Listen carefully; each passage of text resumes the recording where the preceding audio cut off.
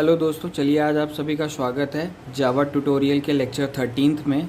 आज हम ये पढ़ेंगे कि जावा के स्विच स्टेटमेंट क्या होते हैं। मतलब स्विच स्टेटमेंट्स का यूज़ करके हम जावा के अंदर कोई भी प्रोग्राम कैसे बना सकते हैं, स्विच और केस का यूज़ कैसे आता है, डिफ़ॉल्ट कीवर्ड का यूज़ कब किया जाता है, डिफ़ॉल्ट केस का यूज़ हम क्यों करते हैं, इन सब चीज़ों के बारे में आज हम डिस्कस करेंगे। ठीक है, तो Java the switch statement executes one statement from multiple conditions.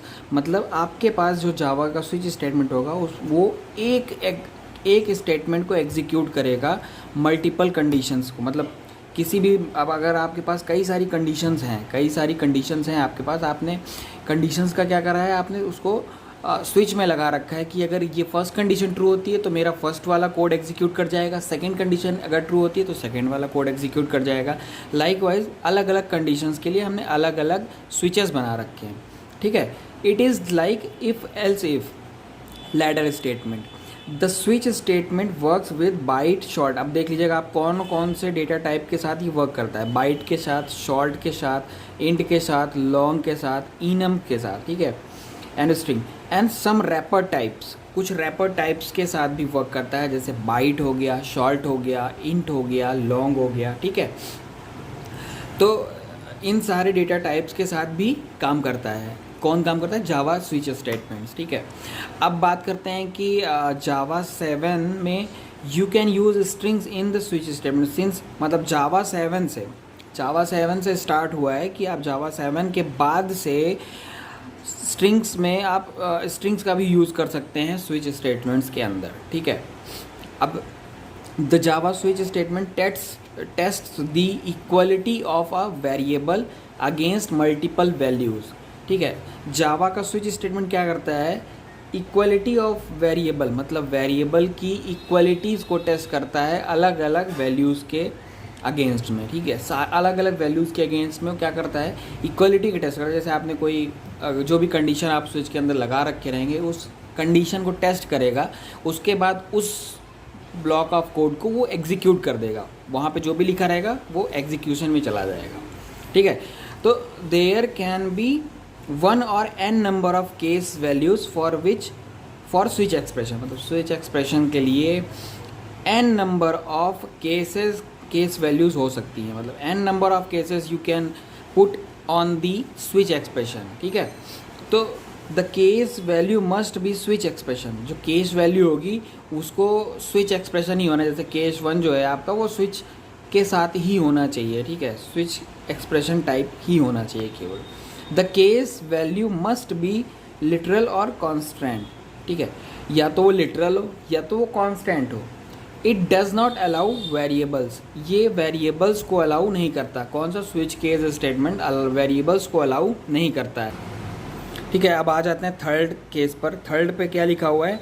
The case values must be unique. मतलब जो भी आपने केस के अंदर जो भी वैल्यू लिखी है, वैल्यू आप अभी आगे आपको एग्जांपल में बताऊंगा कि वैल्यू कैसे लिखते हैं।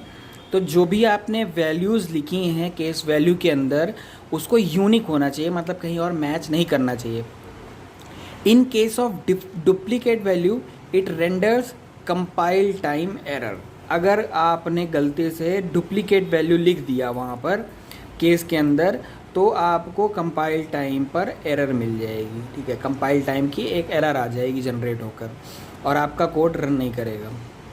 ठीक है, तो each Java switch expression must be byte, short, int, long. ठीक है, with its wrapper type, enums and string.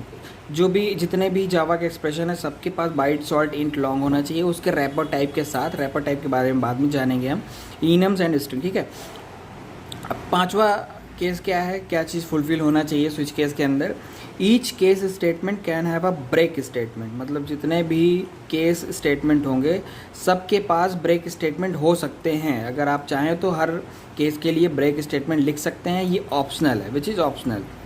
When control reaches to the break statement, जब कंट्रोल ब्रेक स्टेटमेंट पर पहुंचेगा तो it jumps the control after the switch expression. तो ये क्या करेगा? अगले स्विच एक्सप्रेशन पर आपके कंट्रोल को जंप करवा देगा। If a break statement not found, अगर ब्रेक स्टेटमेंट नहीं फाउंड मिला है तो it executes the next case. ठीक है, अब जैसे मान लो if if it jumps the control after the switch. अब जैसे मान लो अगर आपने ब्रेक स्टेटमेंट नहीं लिखा है किसी स्विच केस के अंदर, तो ये क्या करेगा, जंप कर जाएगा, आगे के एक्सप्रेशन को एग्जीक्यूट कर देगा, स्विच वाले का एक एग्जीक्यूट करने के बाद आगे एग्जीक्यूट कर देगा। और अगर ब्रेक स्टेटमेंट नहीं मिला तो क्या एग्जीक्यूट करेगा, वो नेक्स्ट केस को एग्जीक्यूट कर देगा उसके जस्ट आगे। ठीक, तो the case value can have a default label which is optional. Case value के पास आपने जब भी केस वैल्यू लिखा है तो उसमें आप एक डिफ़ॉल्ट वैल्यू डाल सकते हैं कि अगर कोई भी केसेस ना रन करें तो उस टाइम पर हमारा ऑप्शनल वाला जो डिफ़ॉल्ट वैल्यू है वो रन कर जाएगा। ठीक है, अगर इतनी चीज़ें आपको समझ में आई हैं, कहीं भी अगर आपको डाउट लगे तो आप तुरंत कमेंट करके आप पूछ सकते हैं। ठीक है, अब हम देखते हैं कि स्विच केस का सिंटेक्स कैसे होता है, स्विच एक्सप्रेशन का सिंटेक्स क्या होता है। ठीक है, सिंटेक्स देखते हैं। स्विच के साथ हम लिखेंगे कोई भी एक्सप्रेशन। ठीक है, अब उस एक्सप्रेशन के अंदर जो भी कंडीशन होगी उस कंडीशन के अकॉर्डिंग जो भी हमने केस बनाया है, अगर केस वैल्यू फर्स्ट होती है तो ये वाला कोड एग्जीक्यूट कर जाएगा और ब्रेक लगा देंगे। हम ब्रेक कर देंगे तो हमारा जो है केस के पास एग्जीक्यूट नहीं करेगा, नेक्स्ट वाला केस एग्जीक्यूट हो जाएगा। इसी तरह केस 2 के साथ भी ऐसे ही करेंगे।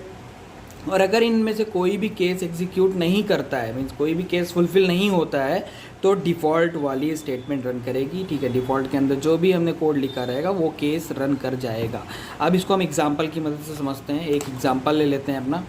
ठीक है, एग्जांपल में क्या हमने एक स्विच का एग्जांपल बनाया है, इसमें मेन फंक्शन लगाया, declaring a variable for switch expression. अब हम डिक्लेयर करेंगे स्विच एक्सप्रेशन के वेरिएबल को। कैसे डिक्लेयर करेंगे, लेट सपोज हमने एक इंटीजर टाइप का नंबर टाइप का इंटीजर नंबर ले लिया, इंटीजर टाइप का डेटा टाइप है, नंबर हमारा वेरिएबल है, 20 हमने ले लिया। ठीक है, तो स्विच एक्सप्रेशन के अंदर हमने क्या किया, स्विच नंबर, जो भी नंबर है उस नंबर पर आप स्विच कर जाओ। तो अभी हमारे पास नंबर क्या आया, नंबर हमारे पास 20 आया, मतलब स्विच करना है 20 पर। तो जो भी 20 वैल्यू, जो भी 20 के लिए हमने जो भी केस लिखा रहेगा वो केस। अब पहले केस देख लेते हैं कितने कितने केस लिखे हुए हैं। 10 के लिए क्या केस क्या लिखा हुआ है, system dot out dot println 10, मतलब अगर 10 केस आता है तो 10 आउटपुट आ जाए, और अगर 20 आता है तो 20 आउटपुट आ जाए, और इसके बाद ब्रेक कर जाए, मतलब आगे वाले केस पे रन ना करे, ब्रेक कर जाए हमारा प्रोग्राम। ठीक है, तो मतलब आगे वाले केस पे मूव कर जाए। अब जैसे मान लो हमने सिस्टम डॉट आउट प्रिंट और एलन लिखा तो 20 हमारा आके एग्जीक्यूट हो गया। ठीक है, अब 20 एग्जीक्यूट हो गया, और अगर इनमें से कोई भी केस एग्जीक्यूट नहीं करता है तो हमारे पास, जब कोई भी केस एग्जीक्यूट नहीं करेगा तो हमारा डिफ़ॉल्ट वाला केस चलेगा। तो उसमें हमने आउटपुट क्या लिखा है, नॉट इन 10, 20 और 30। ठीक है, तो एक चीज़ आप नोटिस करके रखिएगा, अगर केस में हमको ब्रेक मिल जाता है तो स्विच वाला एक्सप्रेशन के बाद की जो एक्सप्रेशन होगी वो एग्जीक्यूट करेगी। ठीक है, ये पॉइंट है, इसको आप नोट करके रख लीजिएगा माइंड में। अगर ब्रेक मिल जाता है उसको तो वो फिर कोई केस एग्जीक्यूट नहीं करेगा, नेक्स्ट वाले एक्सप्रेशन पर मूव कर जाएगा। अभी इस केस में क्या होगा, स्विच नंबर हमने किया है तो नंबर हमारा क्या है, 20 है। ठीक है, तो नंबर 20 पे गया, यहाँ से 20 पे जाएगा, इस पे गया, इसने क्या प्रिंट करवा दिया, system dot dot println 20 इसने प्रिंट करवा दिया। जब 20 प्रिंट करवाया तो हमारे पास आउटपुट जो निकल कर आएगा, आउटपुट हमारा आ जाएगा आंसर में 20। ठीक है, तो अगर आपको स्विच केस एक्सप्रेशन में कहीं भी कोई भी डाउट हो तो you can ask in comments, हम आपको नेक्स्ट लेक्चर में उसका आंसर दे देंगे। ठीक है, और अगर अभी तक की वीडियो आपको पसंद आई हो तो वीडियो को लाइक कर दें और चैनल को सब्सक्राइब कर लें।